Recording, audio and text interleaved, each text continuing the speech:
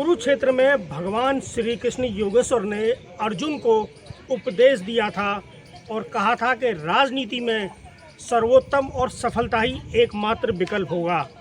जी हाँ, हरियाणा में इस समय चुनाव है और 5 अक्टूबर को यहाँ वोटिंग और 8 अक्टूबर को यहाँ के चुनाव परिणाम आ जाएंगे। अभी वर्तमान सरकार, जो निवर्तमान सरकार है, वो भारतीय जनता पार्टी की है और अब इस समय हरियाणा का माहौल क्या है उसको जांचने और परखने के लिए हम निकले हरियाणा दर्शन पर। आपको यहाँ की जनता की राय दिखाएंगे। मिलीजुली प्रतिक्रिया सामने आ रही है। स्पष्ट रूप से कहा नहीं जा सकता कि आखिर यहाँ सरकार किसकी बनेगी, लेकिन अधिकतर जनता का मानना है कि यहाँ इस बार बदलाव की लहर देखी जा रही है। अपने अपने मत हैं लोगों के, अपनी अपनी विचारधाराएं हैं। यहाँ अभी मैं गीता उपदेश स्थल पर हूँ और मुझे यहाँ के एक स्थानीय नागरिक मिले हैं। उनसे पूछते हैं, भाई साहब आपका नाम क्या है? जी रमेश जी, क्या लग रहा है इस बार आपको कि हरियाणा चुनाव में क्या होने वाला है? हरियाणा चुनाव में सर वैसे तो वर्तमान में तो बीजेपी है। अच्छा। और हमारे गांव में जैसे 2 की टक्कर है। अरोड़ा जी हैं, अशोक अरोड़ा जी और सुभाष सुधा जी, तो 2 बार पहले बन चुके हैं, तो तीसरी बार भी उन्हीं के चालीस है, सुभाष सुधा जी। यहाँ एक लड़ावा क्षेत्र है जहाँ से मुख्यमंत्री नायब सैनी भी लड़ रहे हैं, कुरुक्षेत्र में ही आता है ना? जी सर, जी सर, लाडवा से लड़ रहे हैं। ये एक खास बात हो रहा है, ये कुरुक्षेत्र में जो यहाँ के निवर्तमान मुख्यमंत्री हैं नायब सैनी, वो इसी कुरुक्षेत्र के पास एक विधानसभा है लाडवा, वहाँ से वो चुनावी मैदान में है।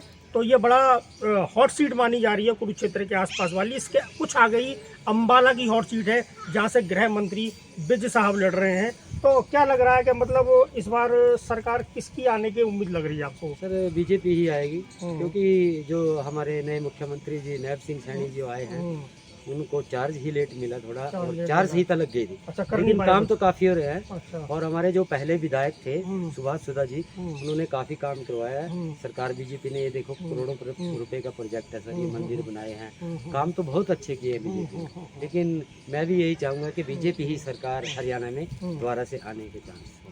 भाई साहब का मत है कि हरियाणा में बीजेपी की सरकार आएगी। जनता है, जनता की अपने अपने मत है, राय है। हम आपको जनता के ये राय और ये राय शुमारी आपको दिखाएंगे।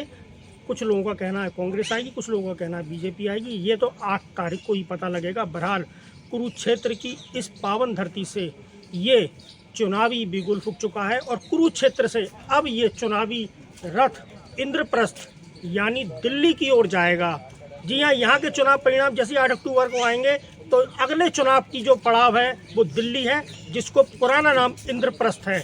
यानी कुरुक्षेत्र से इंद्रप्रस्थ तक का ये चुनावी सफर है और यहाँ से जो चुनावी परिणाम आएंगे 8 अक्टूबर को, उसके बाद जो तैयारियां हैं वो दिल्ली की तैयारियां हैं, जिसको इंद्रप्रस्थ कहा जाता है। क्या लग रहा है भाई, कौन कौन आ सकता है इस समय हरियाणा में? कुछ लग रहा है कांग्रेस का चल रहा है। वो मैं वही आपको बता रहा था, ये पब्लिक है, इस पब्लिक में अपने अपने मत है लोगों को। जो सेंटर में मोदी का चक्कर तो निश्चित बीजेपी आनी चाहिए। अच्छा, तभी काम होंगे। दोबारा एमएलए दूसरी पार्टी का आ गया तो ये दिक्कत हो जाए, सरकार नहीं है।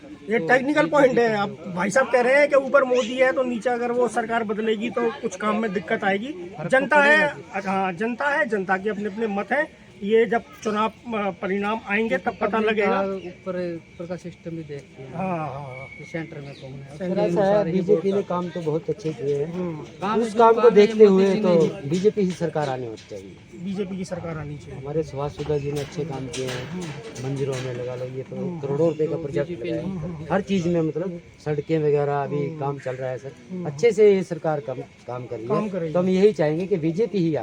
बीजेपी सेंट्रल में मोदी जी बैठे तो फायदा तो तभी होगा ना जब। तो ठीक है, ये आपके सामने कुरुक्षेत्र की धरती से हमारी एक विशेष रिपोर्ट थी। और अब हरियाणा के चुनाव के बाद में ये चुनावी रथ इंद्रप्रस्थ की ओर रवाना होने वाला है। भाई किसान पीट दिए, सरपंच पीट दिए, कर्मचारी पीट दिए, भाई पहलवान पीट दिए। मतलब भाई का 3 नाश है देश का।